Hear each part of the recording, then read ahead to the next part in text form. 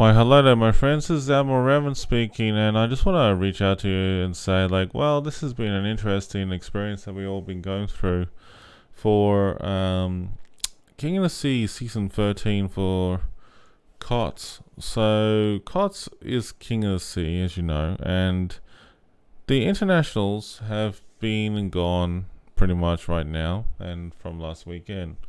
So this year has been a very interesting experience for all of us streamers out there. We had a fantastic time and we had a good experience. It was great joy, for the hype, the expectations, and putting things together. It was actually been really making us, smile in what we do and everything. So honestly, overall, I just feel that World of Warships has done a great job for bringing the experience out there to all of us. Now, King of the Sea Season 13 has been an interesting experience for both the regional servers like Asia, EU, NA, as well as CIS. But, streamers across the board around the world, whereas content creators or community contributors were having a simple blast enjoying the whole social experience of what King of the Sea is all about.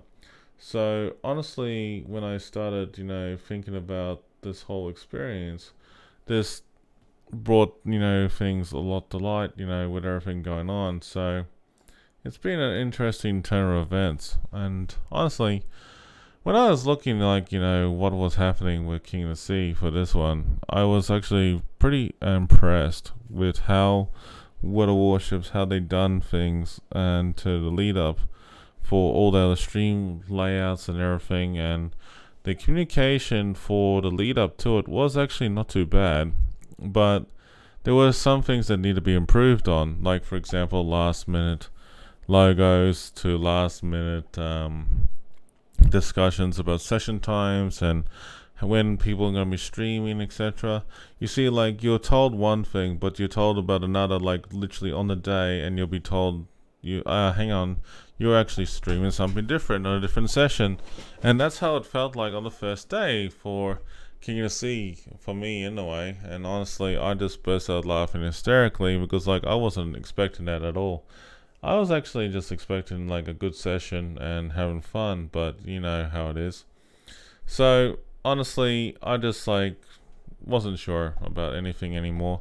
I was just a bit annoyed about how everything was going. So I just was, trying to paint a picture out of here, but nothing made sense. It really did. Nothing made sense at all. So as a streamer for King of the Sea for the first time, I actually had a wonderful experience. One of the biggest experience I had with King of the Sea was that interacting with the community and actually getting to know them, and at the same time I actually was very impressed with the level of attendance that they did in our community channels. And honestly, as a streamer, I was not expecting I was hitting high numbers, but there are streamers out there who are brand new who are also getting that exposure as well too, and at the end of the day I think they had a wonderful time. The biggest trouble with King of the Sea is actually making sure you got everything, the lead up to it is really top notch, and making sure that everything is working before you actually start the stream. And honestly, I have, thought about this in the long term, and yeah, it was good in the end about everything I was doing. So honestly, I just, thought about how I was going to do it in the long term. And well, I still got a lot of ways to learn. Just to make sure everything's all clear and crisp with your microphone and setup and everything. But it's the way it is, I guess.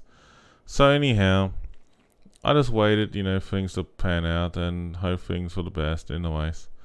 So what I was doing, in regarding to this whole tournament thing, I was watching the King of the Seas Internationals, and basically I was very impressed with everything was going on. But I was disappointed to hear about one particular streamer that really got kicked out of the streaming for it. And the only reason, if you were not wanted to stream it is because, like, if you don't have um, certain reasons behind this.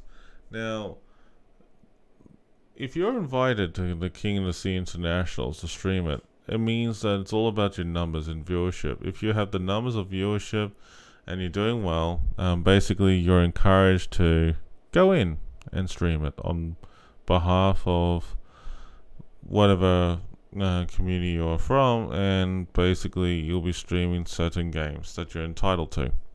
Now, that feels like an honor, and I do admit that when Wargaming did ask me, say, hey, it's like you're interested in streaming King of the Sea, would you be interested in doing it for us? And I turned around and was like, yeah, sure, sounds great. I started getting some information, but as I got the information, I just turned around and frowned on it, and I realized that, wait a minute, you're asking me to stream at 11 o'clock at night until 4 in the morning. And that's a no-go zone. So basically, here I am going like, that's no-go for me. I can't do it. I'm sorry, I can't. Basically, I realized that I got a new job and my working hours coincide after, the next day, and I don't want to put a bad, influence on myself and my job and everything. This is like, in a funny way, I thought about, like, no, Wargaming, you should pay me to do it, for a change. But, honestly, as a streamer, whether you're a content creator or community contributor, this is your own free time, your own goodwill, and this is, a good experience for all of you on top of that. So, yeah, it's a bit hard. You come a bit of a crossroad and you just have to justify what you want to do. So after it's been justified, the streamer that got kicked out in the middle of his stream was basically he was supposed to be in a certain tournament and room. He was supposed not to be in that room, and he basically just got shafted, like literally booted out of the whole tournament. Basically, he was told in like no uncertain terms that his services were no longer required, and then he should go. And basically, that was it.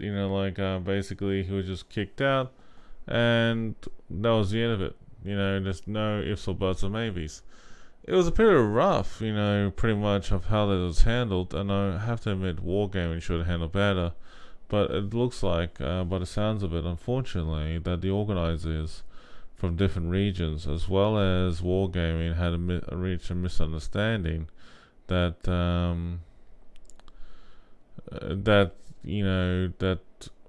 that streamer should not have streamed that tournament, and maybe that the booking that was made for that streamer was supposed to be for another tournament, but they made a mistake. So, honestly, I know that things do happen for a reason, but the way it was handled on both sides was just like, kind of ridiculous. Unfortunately, when you have situations like that, you don't know what to do. So the best way to do it is actually try and be mutual about it, and be fair and respectful as much as you can, and then walk away from it. Unfortunately, when the streamer that was having issues with Wargaming at the time was a bit upset with it, and I understand it, because clearly that this is your own free time streaming late at night, mate. And without revealing that person's name or details, I would have been pissed too. Honestly, I would have been really pissed off if that ever happened to me. And honestly, things do happen for a reason, but come on, seriously, you need to organize it better and show a bit more respect, I think, because look, honestly, there should have been a way around that whole situation. So hang on, you shouldn't be streaming this tournament, but you should be streaming that.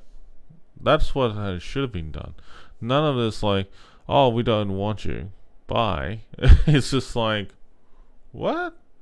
That was so rough, I could not, I was watching the stream of this person that got kicked, just to hear it out and see what happened, and I was just like, what the F just happened there? So honestly, I feel sorry for the dude, and I know that guy means well and his heart is in the right place. But honestly, wargaming, you got to respect your streamers, whether they're community contributors or not.